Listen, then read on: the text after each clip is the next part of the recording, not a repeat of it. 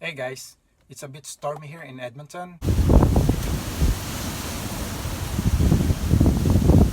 These are those days that I wish it's my day off so that I could just be lazy, sleep a bit more,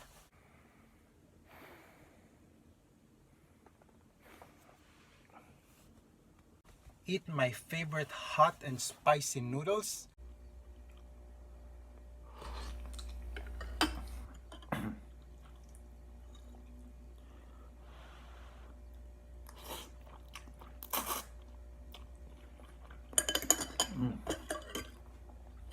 This is good.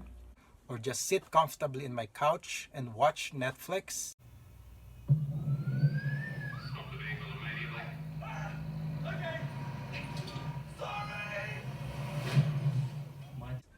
But sucks for me, I have to work outside.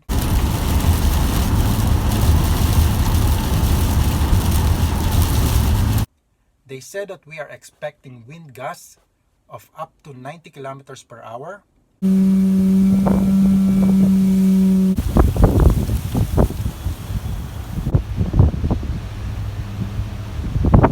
My advice is that if you could just stay at home, please do so.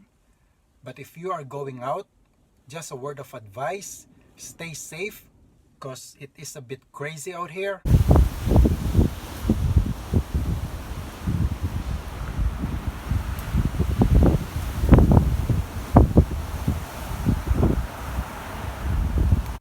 I wanted to film but I couldn't with this kind of weather, but hopefully it gets better in the next couple of days because I wanted to share with you this interesting topic about why you should vlog, weather permitting.